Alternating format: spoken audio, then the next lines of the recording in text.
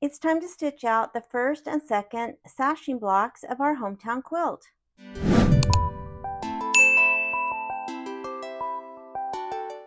The sashing blocks start on page 66. I have the fabric backed with fusible interfacing, and I have the batting. As a reminder, I have cut these into large strips, and I will use them as needed and then put the remaining back into the packet. And I will be doing the same with the batting. So let's start on the first two sashing blocks. I'm ready to start the first two sashing blocks, and I want to make a few notes. They will come in vertical, and I'm going to rotate them to the left so that I will be stitching them out like this. And so again, it might be easier if you're doing the same to flip the direction so that you can easily tell what needs to be stitched and where. Now I am going to be using my 7 by 12 hoop, and right now I have the last of a roll of stabilizer, and so you can see that I have all of the stabilizer still attached. I have not cut it to the size of my hoop. And so when I bring in and work on my sashing blocks, because I have all of this below, I am going to move the sashing blocks up to the very top of the hoop to help save on stabilizer. And then I can use all of this and I'll just rehoop without cutting these sashing blocks off. And I will show that as we get to stitching more sashing blocks. I will go to embroidery and into my USB, and I will open the sashing folder and bring in sashing 1 and hit set. And if I go to edit and rotate, I can rotate this to the left or to the right. And I am going to select OK and embroidery. Now, because I selected embroidery, I have my 7 by 12 hoop on my machine, and I have the setting for my 7 by 12. If I come to layout and move, I can move this all the way to the top, and it's not going to go outside of the hoop. And so I can get it all the way to the top of the stitchable area. I will select OK, and now I want to bring in my second. So I am going to hit return and add, go back to my USB and to the sashing folder and bring in sashing 2 and hit set. I will go to edit and rotate, and I'm going to also rotate that 90 degrees. And I think that's enough room between the two that I'm just going to leave that. It's centered in the hoop, and I think that that should be okay. So I'm going to leave that as is. I will select OK and embroidery. Now I'm not going to do any sort of color sorting. I am going to run the first sashing block start to finish before starting the second. Before I start, I always like to hit this minus plus needle, so if I need to move forward or backward stitches or steps, I'm right at that layout screen. So let's start the placement for the batting.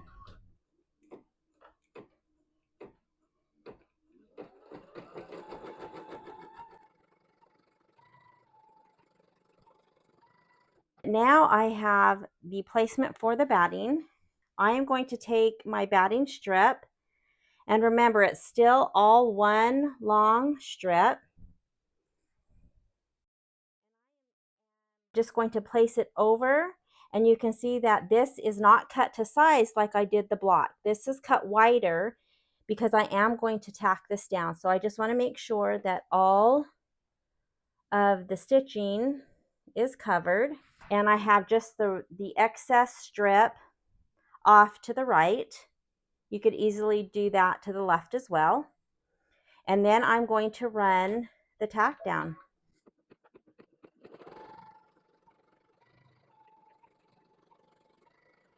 Once I have the batting tacked down, I do need to go ahead and trim it, and so I will trim it right next to the stitching line. And now I will take the rest of the batting and just put that aside for the next block. Now the next step is going to run a tack down line, and that will show us where to place the first pieces of fabric. So after running the placement line, I will place the first piece of fabric right side up, and I will align it with the fabric to the right of that line. If you are placing your block the way it comes into the machine, which is vertical, this would be towards the bottom of the block. And I will line it right up with that placement line. The next piece of fabric will go right side down along that same placement line and lined up with the first piece of fabric. And then the next step is the tack down.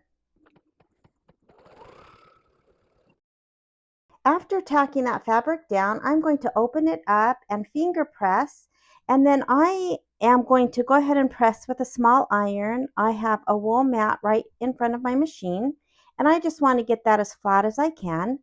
Now I do have both strips, again, still attached, one to the right and one to the left. However, if you have cut your fabric according to the directions, you won't have these big long strips. Now the next step is going to tack both those fabrics down.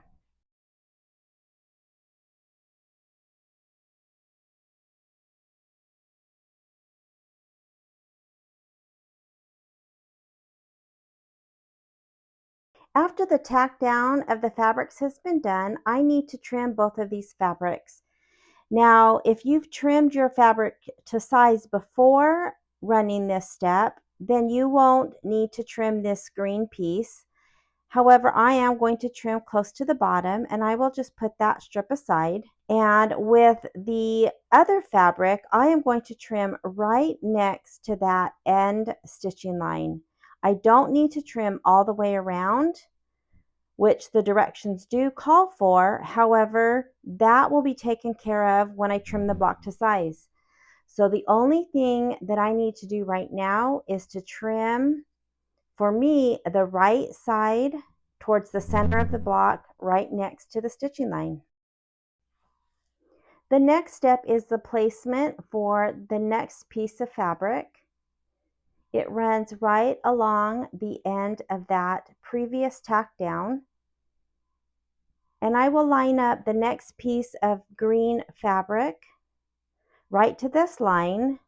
I will place the green fabric right side down and line the edges up with the fabric below. And then the next step is the tack down. After stitching down the fabric, I will flip and finger press and then press with an iron, and then it's ready for the tack down of this green fabric. So again, the only thing that needs to be trimmed is right along this inside, not anything along the outside, even though that's what the directions say. All that will be cut off when we're done. So only this line right here needs to be trimmed. Now again, it's going to do a placement.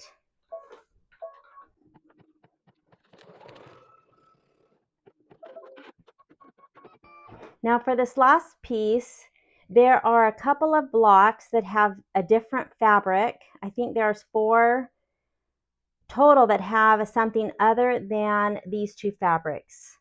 So the first block happens to have one of those pieces, and so I will take this right side down, line it up with that placement line, and tack it down, and then again flip and fold, and I am going to iron.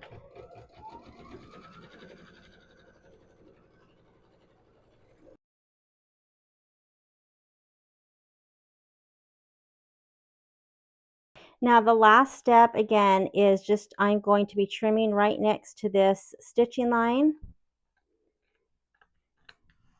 And this is the start of how all of the sashing blocks will be. They will have these 2 fabrics are always the same, as well as the third. And then once in a while it will be a different fabric. If it's not a different fabric, it's going to be the same kind of pattern looking fabric. And this is one of the smaller blocks. The only difference between the longer blocks is that there will be one more piece of green put onto the end, and that's why they're longer. So this will be the start to all of the sashing blocks. So now it's time to start all the embroidery. And the first color it's going to use on this block is this pink, which is why I started with that. So let's start on this embroidery.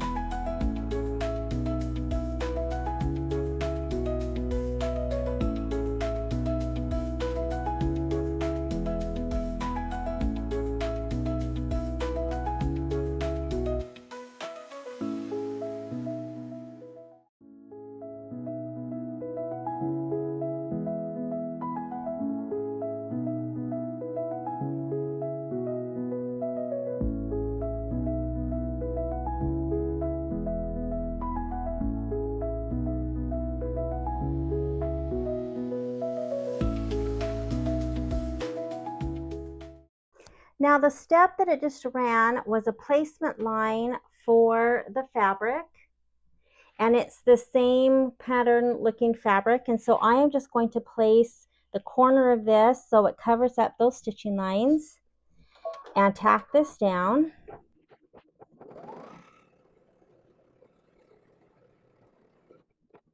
And so what I'm going to do is trim right next to this applique, and I'm going to continue to cut straight across.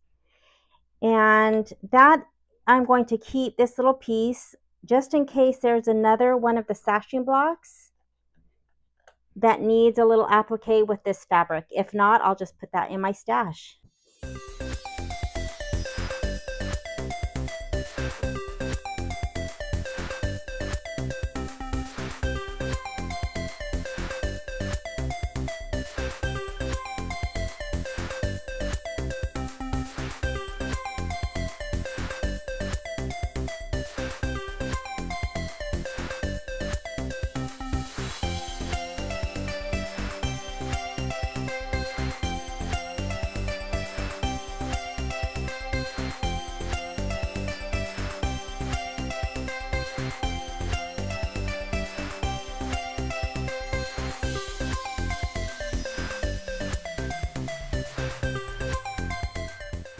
Here is the finished first sashing block, and it is just gorgeous. So you can see all of the great detail in the embroidery. It just looks great. And so for the very last step, which is that trimming guide, I went ahead and just used black so that I could see it. You could just leave in the last color that was used. You could put in white, whatever you want. I want something that I can see to make sure I'm cutting these the right size. So anyways, that's our first sashing block done. All right, so let's get started on the second. I'm going to leave this in the hoop, and we are all set up with the second already in our machine, and so I can just start, and I will do the exact same steps as far as the flip and fold and placing the main pieces of fabric. The difference with the next one will be that instead of this flower fabric, it will just be a repeat of this pattern looking fabric. So it will just be the green, the pattern, the green, and the pattern. And then it will have, of course, two different embroidery designs. I love it. So let's keep going. I'm getting ready to run the placement and the tack down of the batting and start piecing the second block. And again, I have turned my book so that I'm looking at the directions, how I'm stitching it out since I rotated my design. And I just wanted to note that I am going to go ahead and use the first color of thread that will be shown in the block. You could use just a neutral color thread to do all of the piecing and then change colors to the first color that will be shown. In this case, it's going to be color 11, which for me is going to be the Dijon gold color. And so I'm going to go ahead and just start with that so I don't have to change. Now, I did use that pink, kind of the darker pink taffy color for the first block, and I didn't have a problem with that being shown when I flipped the fabric and pressed. And so I'm just going to start with the color that I'll first be seeing to do all my piecing. Now, maybe if I have a block that has maybe a super dark color, like one of the blues or the dark green color, I might choose a more neutral color to do the piecing. I just don't want that thread to be seen when I flip and fold, but I think I'm good with this yellow. I'll start with the placement for the batting. I'll place my batting and tack it down and trim the batting and then run the placement line for the first two pieces of fabric, and we'll start piecing the block.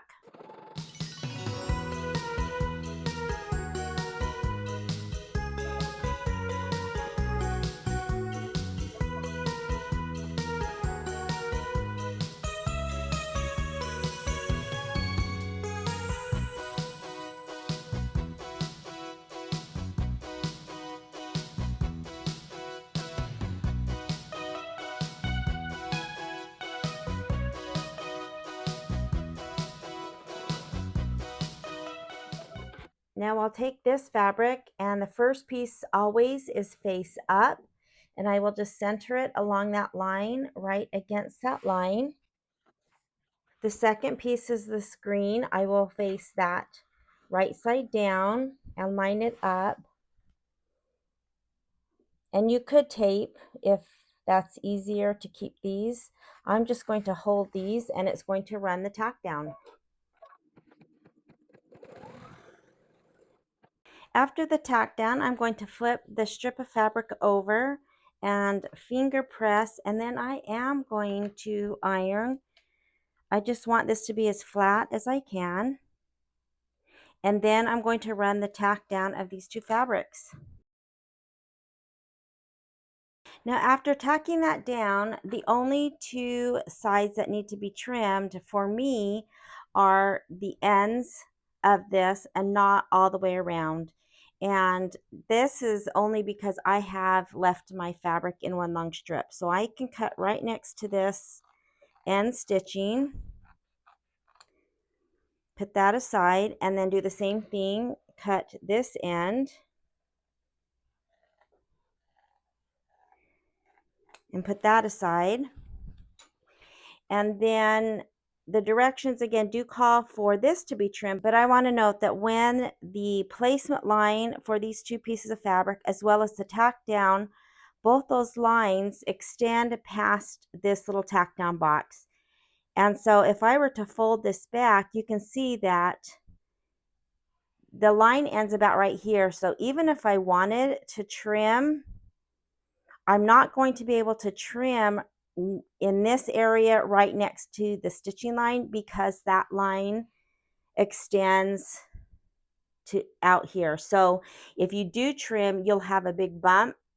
And so again, there's really no reason to trim these sides because this will all be cut off when we trim the actual block to size. So just the end needs to be trimmed. All right, so it's ready to do the placement line, which will run right along the same stitching line, and then I will place the next green fabric face down.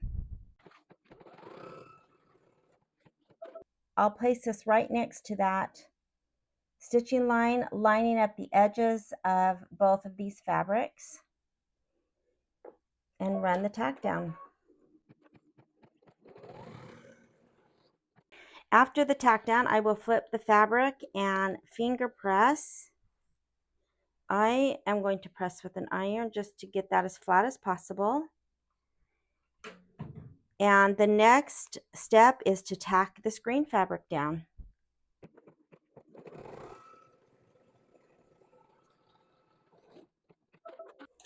And then I'll repeat the steps. I just need to trim this one edge.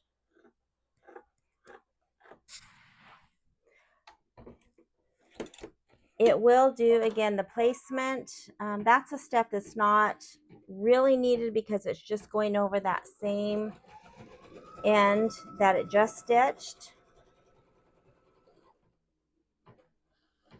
And that just gives me a guide to place our next piece of fabric, which in this case is going to be the same fabric. I will place it right side down, line it up along the stitching as well as the edge of the fabric. Again, you could tape. I just hold mine since it's just such a short line. And then I'm going to repeat. I will flip and finger press and press with an iron and then tack it down.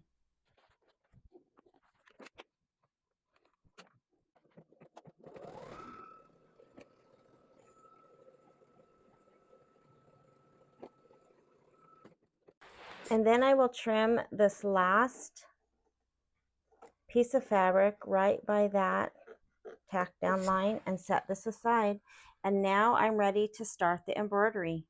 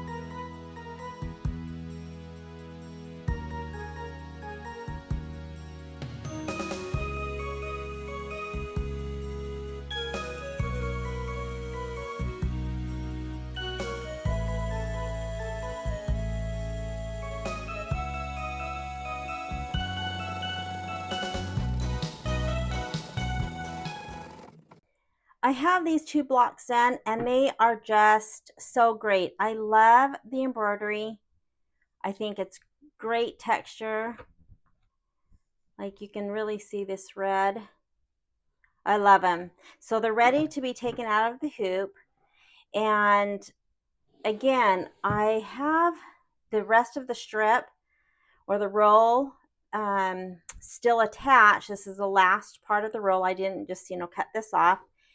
And so what I normally will do is when I go to use this, and the reason I leave this attached is I will move this up. I'm going to take these pins out. Sometimes I put pins in when it doesn't feel like it's quite holding tight. I don't always need to do it, but sometimes I do. So you can see how much stabilizer is wasted if I were to cut the exact size for my hoop. So what I would normally do is I would move this up. I would hoop the next for the next blocks, leaving this one as close as I can.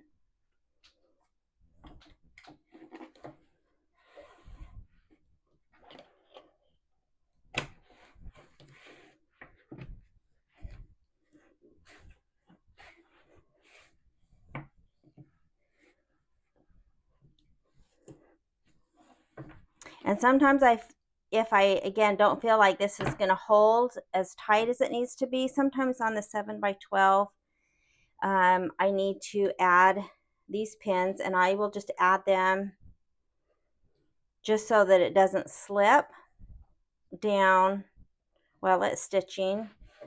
I don't really have to do this on anything other than my 7 by 12, and I don't even have to do it all the time on my 7 by 12. So now you can see that I'm right next to this, and so that just saves on stabilizer. I know that that seems, that might seem silly or like it's not that big of a deal, but this adds up over time, these sections. And so what I'm going to do is only cut this first block off, and I'm going to square it up, and then I will just keep doing the sashing blocks like this. I will move it up, so I'll be able to do my next two. I really can get 3 in, but I'm just going to do 2 at a time. And so let's go ahead and trim this up. So I'm just going to cut this one off. And again, I will leave this one attached until I'm ready to work on my next sashing blocks. The last step of the sashing blocks is this trim line. And because that's done, the very last step, it should be exactly the size that it needs to be trimmed. However, I always just like to double check. And so if I line up right along my black stitching lines, which is why I chose a darker color so that I could easily see, I can see that I am right at 6.5, which is the length that these shorter blocks need to be, and the width is right at 3. So I can trim right on that stitching line and we'll be done with our first block. And because I'm using a regular ruler, I like to cut 2 sides at once. So I will line the top and the side ruler up, and I have a really good rotating mat. So I will line this top and align it with the side.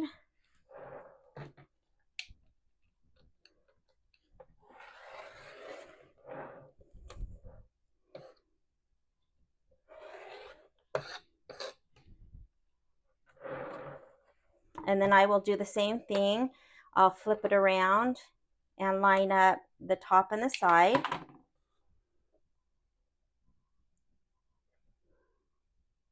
Now to double check, I can always use this cut side along 3 to make sure, and this would line up with the 6.5, which it does.